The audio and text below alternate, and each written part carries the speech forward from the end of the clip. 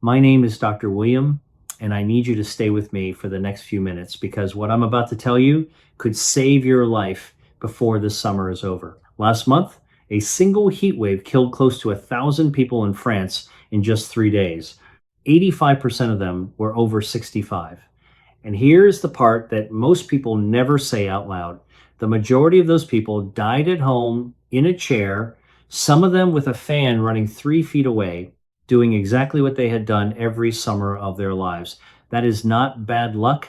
That is a warning. And if you are over 60, it is a warning aimed directly at you. Drop your age in the comments right now. I read every single one, and I want to know where you are watching from today. Here is what almost no one explains to you in a 12-minute office visit. Somewhere after 60, your body quietly loses a big part of its ability to cool itself down. It does not announce itself, it does not feel like a sudden change. It just happens slowly in the background, and nobody sits you down and warns you it is coming. That shift is the reason 5 ordinary, everyday mistakes turn into emergencies for people our age. A couple of those mistakes may be things you are doing right now today, convinced they are keeping you safe. By the time this video is done, you will know all 5, which ones apply to you, and exactly what to do instead, starting today. Let me start with the foundation, because once you understand what is actually happening inside your body, every single one of these mistakes clicks into place. Your body has a cooling system built right into it. When you get too warm, 2 things happen automatically. Your heart pushes more blood out toward the surface of your skin, where it can release heat into the air around you, almost like a radiator, and you sweat.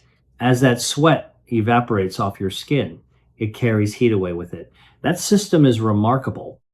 For most of your life, it worked so well you never thought about it once. Here is what changes with age. After 60, that system starts running weaker on 3 separate fronts at the same time.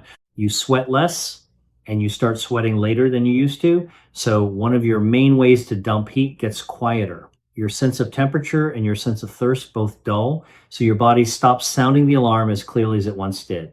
And your heart, which may already be working against high blood pressure or years of wear, has a harder time pumping all that extra blood out to the skin. None of this means you are fragile. It happens to strong, active, healthy people. It is simply biology, and almost no one explains it. Now, one more piece before we get into the mistakes because it changes how you read every hot day forecast. Plain air temperature hides the real danger from you.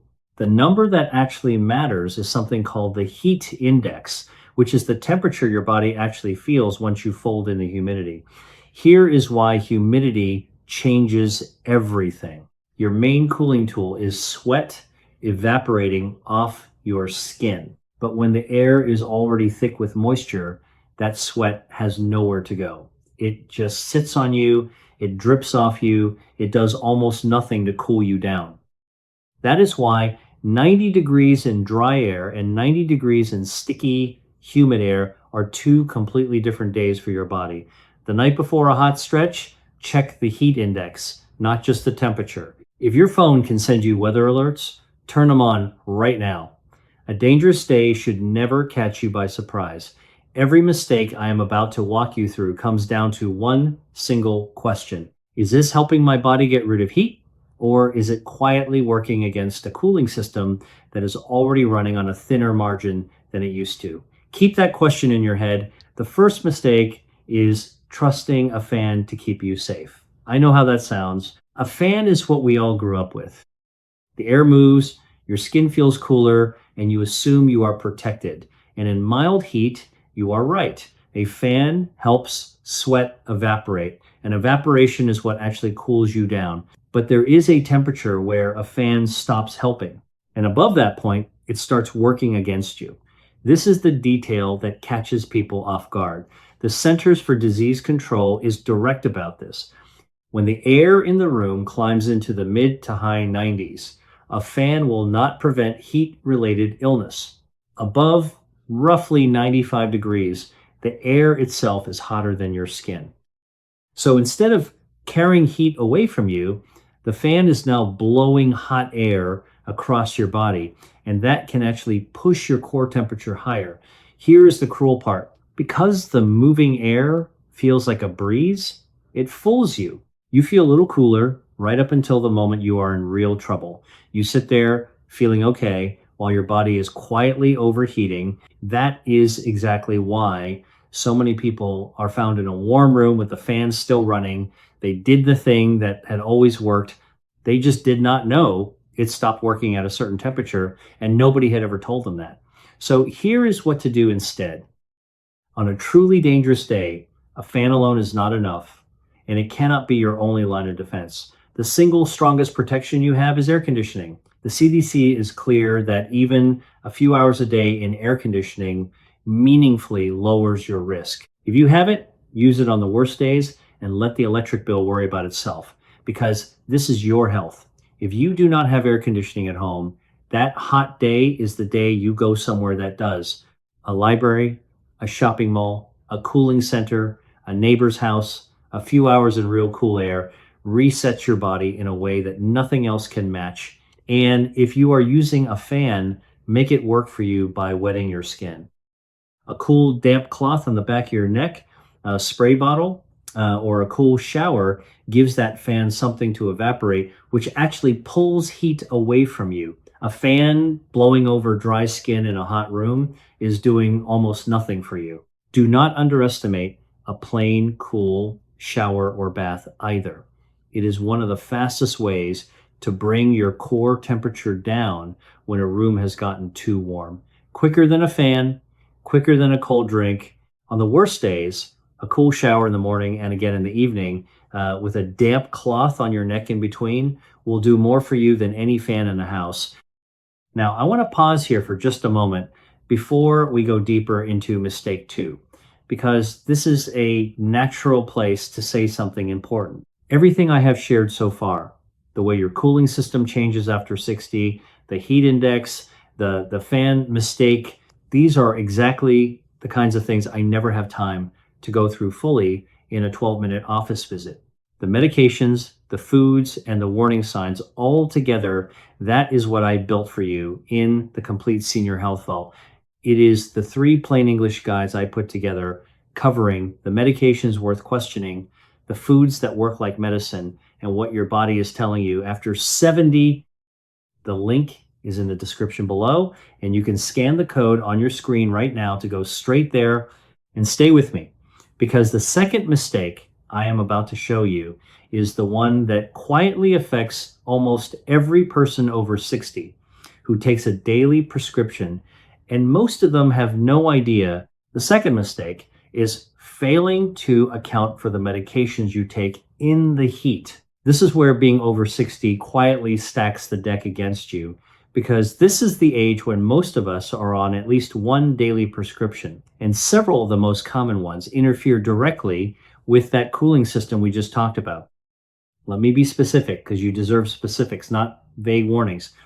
Water pills, the diuretics that millions of people take for blood pressure or swelling, pull fluid out of your body on purpose. That is their job. But in a heat wave, when you are also losing fluid through sweat, they can push you into dehydration faster, and they can blunt your sense of thirst so you do not feel it coming. Beta blockers, another enormous blood pressure category, do two things the CDC specifically flags for hot weather. They can reduce how much you sweat, and they can lower the heart's ability to pump that extra blood out to your skin. Two of your main cooling tools turn down at the same time. And a class of drugs called anticholinergics, which shows up in some bladder medications, certain antidepressants, and even some over-the-counter sleep and allergy pills, can directly suppress sweating altogether. None of this means these medications are bad. They are doing real important work, keeping your blood pressure and your heart where they need to be. Which brings me to the most important sentence in this entire section. Never stop a medication on your own. Bring it to your doctor. Stopping a blood pressure drug in a heat wave can be far more dangerous than the heat itself. What you do instead is plan around it. If you take any of these medications, you are simply at higher risk on a hot day. You need to be more careful about staying cool and staying hydrated than the person next to you who takes nothing. This summer, before the next hot spell, call your doctor's office or ask your pharmacist one simple question: which of my medications affect how I handle heat? And is there anything I should adjust on the hottest days? That is a 5-minute conversation. Most people never have it. And it is one of the highest value things you can do for yourself right now. Some doctors will fine tune the timing of a dose in extreme heat, but that decision belongs to them with your full history in front of them, not to you alone in your kitchen. If this is reaching you at the right moment, please subscribe and hit the like button. It costs you nothing and it helps this video get in front of someone else who needs it. The third mistake is waiting until you feel thirsty to drink. For most of your life, thirst was a reliable alarm. Your body needed water, thirst told you, you drank, and the problem solved itself. But remember what I said about your internal warning signals dulling with age? Your thirst signal is part of that system, and it is one of the first things to fade. The National Institute on Aging has documented this clearly. Older adults feel less thirsty than younger people, even when their bodies are genuinely running low on fluid. Now, add a water pill on top of that. Add the extra fluid you are sweating out in the heat. You can slide into real dehydration without your body ever raising its hand to tell you. By the time you actually feel parched on a hot day, you are already behind. And playing catch up in the heat is a losing game. Dehydration thickens your blood, it drops your blood pressure, it strains your heart and your kidneys, it makes a dizzy spell or a fall far more likely. You cannot use thirst as your guide in the heat anymore. You have to drink on a schedule, whether you feel like it or not. Keep a glass or a bottle of water within arm's reach all day and sip from it steadily, not in a few big gulps. A rough target for most people is about a glass of water every hour on a hot day, and more if you are active or sweating noticeably. Unless your doctor has told you to limit your fluids, a simple way to check whether you are doing it right is to look in the toilet bowl. If your urine is pale, close to the color of light straw, you are doing well. If it is dark and concentrated, you are behind and need to catch up. One honest caution here. A small number of people, mainly those with advanced heart failure or kidney disease, are told by their doctors to limit their fluids. If that is you, your doctor's guidance wins. For everyone else, steady water through a hot day is one of the simplest things that keeps you safe. And one more thing on fluids that trips people up at exactly the wrong moment. Alcohol and heavy caffeine both pull fluid out of you. A couple of beers or several cups of coffee in the heat quietly push you the wrong direction right when you can least afford it. You do not have to give them up. Just match each one with an extra glass of water and go easy on the days that are truly dangerous. The code is still there on your screen if you want to go straight to the complete senior health vault after this. The fourth mistake is trusting your own body to tell you when your home has become dangerous. We already touched on why. When your temperature and thirst signals have dulled, you lose the internal alarm that used to keep you safe. But here is the cruel part. On a slow, creeping, hot afternoon, your house heats up degree by degree, so gradually that you adjust to it without noticing. You feel warm, maybe a little tired, maybe a bit foggy, and you tell yourself you are fine. Meanwhile, the room around you has climbed past the point where your cooling system can keep up. This is exactly why the majority of heat deaths happen indoors, not out in the direct sun. And this is why researchers keep finding the same heartbreaking pattern in those statistics. More than 80% of Americans who die from heat are over the age of 60. This mistake, this quiet, invisible one, is the reason. Let me tell you about someone I will call Frank, 7'8", from Phoenix. Frank is a picture I have put together from patients I have seen over 15 years of practice. Every piece of him is real. Frank was sharp, independent, proud of taking care of himself. He took a water pill and a beta blocker for his blood pressure, both of them doing their jobs exactly right. But Frank had grown up without air conditioning and never trusted it. On hot days, he kept it off, cracked a window, and ran a fan. He did not feel like he was in danger.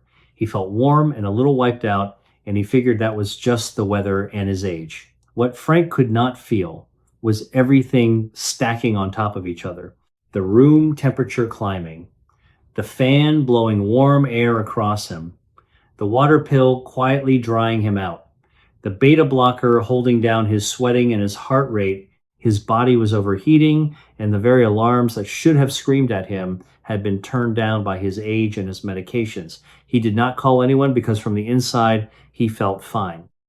So the fix for this mistake is to stop trusting the feeling that you are fine, because the feeling itself is exactly what gets broken first. Instead, you trust a number and you trust a person. Put a simple thermometer somewhere you can see it every day. When the room you are sitting in is pushing past the mid 80s and climbing during a heat wave, do not tough it out. Get to cooler air. A few practical moves also keep your home from becoming a trap in the first place. Close the blinds and curtains on the sunny side of the house during the day so you are not letting the sun bake your rooms while you sit in them. Remember that heat rises, so an upstairs bedroom can be several degrees hotter than the ground floor. On a bad day, sit and sleep in the lowest, coolest room you have. If you have errands, yard work, or a walk to take, do it in the early morning or after the sun drops in the evening. Stay out of direct sun between roughly 10 in the morning and 4 in the afternoon when it is at its most punishing. And set up a buddy system. If you live alone, arrange for one person, a neighbor, a family member, a friend from your church, to check in on you every single day during a heat wave. A phone call, a text, a knock on the door, and you do the same for someone else. Half the tragedy in these stories is that the person had no idea how much danger they were in, and nobody was looking in. Frank's story has a turn, and it comes directly out of this point. I will tell you what happened in just a moment because it connects straight into the fifth and most important mistake of all. The fifth mistake is not knowing the difference between being overheated and being in a genuine emergency. That difference is the line between a scare and a death. And it comes down to learning a handful of specific signs. There are two stages, and you need to be able to tell them apart. The first is heat exhaustion. This is your body waving a red flag. While it can still be saved easily, the signs are heavy sweating, skin that feels cool and clammy, muscle cramps, weakness, dizziness, nausea, a headache, and a fast but weak pulse. If you catch it at this stage, the fix is simple and it works. Stop everything. Get into a cool place or shade. Lie down. Loosen your clothing. Sip cool water. Put cool, wet cloths on your neck, your armpits, and your groin, where large blood vessels run close to the surface. Heat exhaustion caught at this stage usually turns around fairly quickly, but if it is missed, it can tip over into the second stage. And the second stage is a true emergency. Heat stroke is when your core body temperature climbs to around 104 degrees or higher and your cooling system has completely failed. According to the CDC, the signs that must move you to action immediately are confusion, slurred speech, or a person not acting right and not making sense. Skin that has gone hot and dry because the sweating has shut down entirely. A pounding, rapid pulse, a throbbing headache, fainting, or a loss of consciousness. That confusion, that change in how a person is thinking and behaving is the single most important warning sign. And it is the one that families most often brush off as tiredness or old age. Do not brush it off. At 104 degrees and climbing, the body begins to damage its own organs, the brain included. Every single minute counts. If you ever see those signs in yourself or in someone with you, call 911 immediately. While you wait for help, get the person into cool air, into a cool shower or bath if you can, or pack cold, wet cloths and ice against the neck, the armpits, and the groin. Starting to cool them in those first minutes before the ambulance even arrives is what protects the brain and saves a life. One important caution, because people make this mistake with the best of intentions. If the person is confused, drowsy, or has passed out, do not try to give them water or pour anything into their mouth. In that state, they can choke on it, and that turns one emergency into two. Keep cooling them from the outside with cold cloths and ice, and let the paramedics handle fluids once they arrive.